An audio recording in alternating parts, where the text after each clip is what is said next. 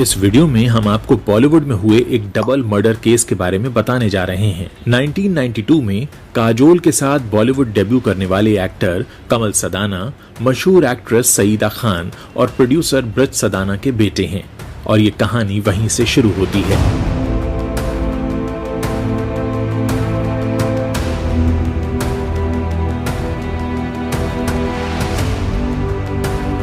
असल में उनकी मां सईदा 60 के दशक की टॉप एक्ट्रेसेस में से एक थीं, जिनकी जोड़ी उस जमाने के हर दिग्गज कलाकार जैसे किशोर कुमार, राजकुमार, मनोज कुमार और शशि कपूर के साथ बना करती थी।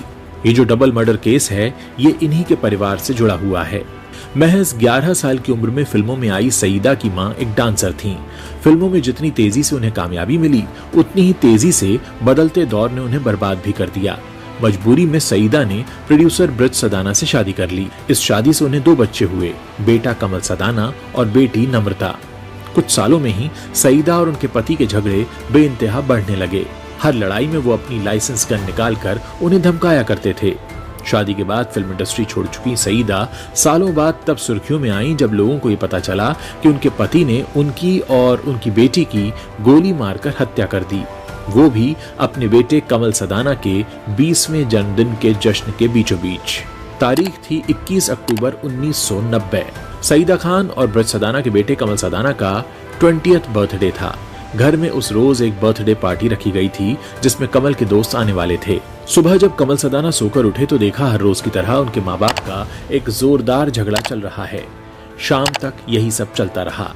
शाम होते ही उनके कुछ दोस्त आ गए और वो उनके साथ घूमने निकल गए। कुछ घंटे घर से बाहर बिताने के बाद जब कमल अपने दोस्तों के साथ घर लौटे तो देखा उनके पिता ब्रज सदाना ने जमकर शराब पी हुई थी। उन्होंने पिता को नजरअंदाज किया और अपने दोस्तों के साथ अपने बंगले की पहली मंजिल पर चले गए। कमरे में गाने बजाए और दोस्तों के साथ खूब एंजॉय किया। म्यूजिक के शोर के बीच अचानक उन्हें गोली चलने की आवाज सुनाई दी। चंद सेकंड और बीते और फिर दूसरी गोली भी चल गई। कमल भागते हुए नीचे कमरे में पहुंचे तो देखा खून से लथपथ मां गोली लगने से तड़प रही हैं। उनसे कुछ ही दूरी पर उनकी बहन भी बेसुध जमीन पर गिरी हुई है। चंद कदम आगे बढ़ाए तो देखा पिता ब्रज सदाना उनकी ओर गन ताने खड़े हैं। कमल कोई और सवाल कर पाते उससे पहले ही पिता ने उन पर भी गोली चला दी। गोली गले में लगी जिससे वो बेहोश हो गए। उनके दोस्त जान बचाने के लिए घर से बाहर भागे और आस पड़ोस के लोगों समेत पुलिस को खबर दे दी। सभी को अस्पताल पहुंचाया गया, जहां डॉक्टर्स ने सईदा खान और बेटी नम्रता को मृत घोषित कर दिया। जब कमल होश में आए तो उन्हें अपनी मां की मौत की खबर दी गई। जब वो पिता को देखने घर पहुंचे तो तब तक वो खुदकुशी कर चुके थे। तो इस तरह एक ही झटके में कमल सदाना का 20वां जन्मदिन एक भयावह सपने में तब्दील हो गया। अब बात करते हैं सईदा खान की। सईदा खान का जन्म 24 अक्टूबर 1949 के दिन कलकत्ता में एक गरीब मुस्लिम परिवार में हुआ था। सईदा की मां अनवरी बेगम एक डांसर थीं जो हिंदी फिल्मों में छोटे मोटे रोल किया करती थीं। मां को देखते हुए सईदा बचपन से ही हीरोइन बनने का ख्वाब देखने लगीं। एक दिन सईदा अपनी मां के साथ एक दावत का हिस्सा बनी। उस पार्टी में उस जमाने के मशहूर फिल्म मेकर HS रवेल भी शामिल हुए थे, जिनकी 50 के दशक में रिलीज हुई कई फिल्में एक एक करके फ्लॉप हो रही थीं। उस पार्टी में HS रवेल की नजरें बेहद खूबसूरत और मासूम सी शक्ल वाली सईदा पर जाकर टिक गईं। उन्होंने सईदा को देखते ही उन्हें अपनी फिल्म में कास्ट करने का मन बना लिया। HS रवेल ने मौका मिलने पर सईदा की मां से बात की और बात बन गई।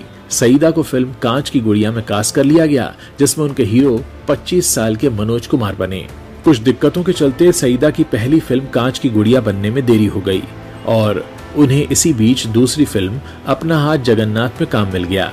इस फिल्म में सईदा को उस जमाने के स्टार कहे जाने वाले किशोर कुमार के साथ कास्ट किया गया। किशोर कुमार उनसे 20 साल बड़े थे। फिल्म अपना हाथ जगन्नाथ हिट रही और सईदा को हिंदी सिनेमा में पहचान मिल गई।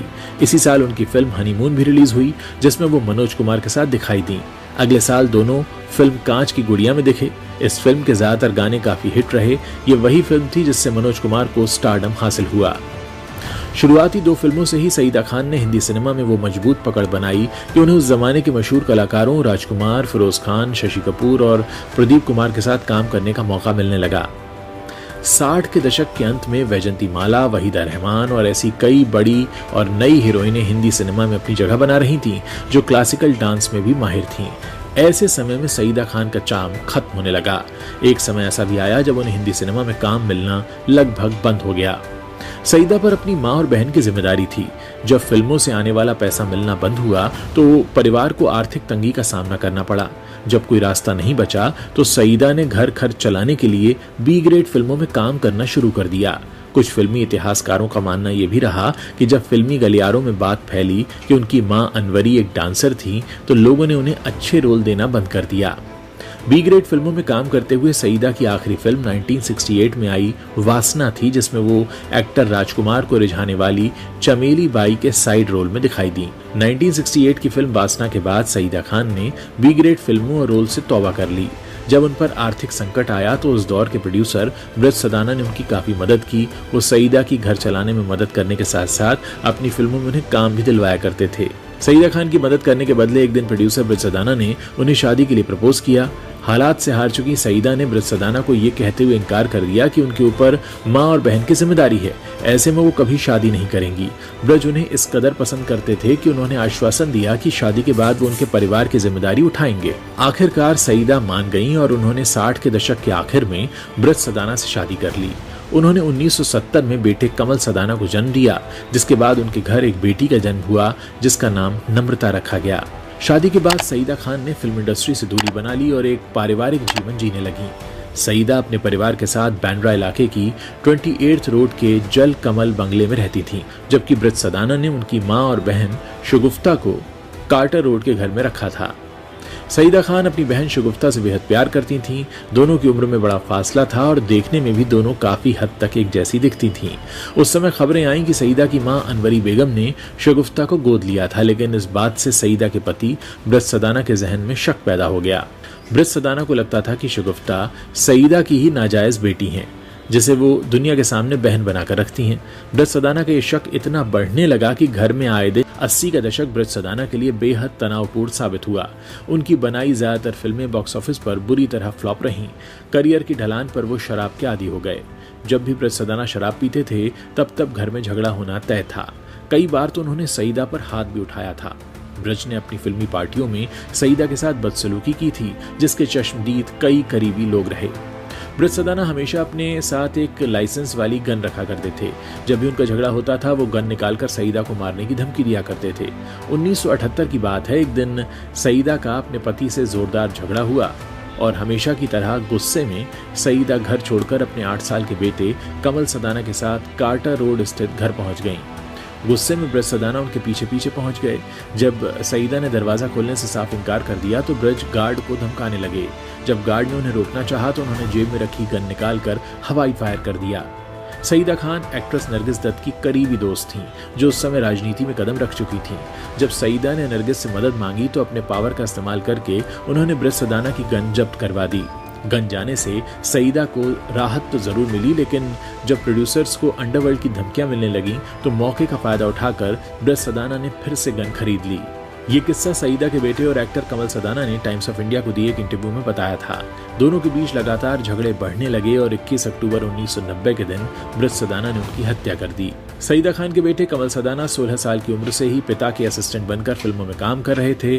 जिस साल उनका परिवार खत्म हुआ उसी साल कमल सदाना को फिल्म बेखुदी में काजोल के साथ कास्ट किया गया।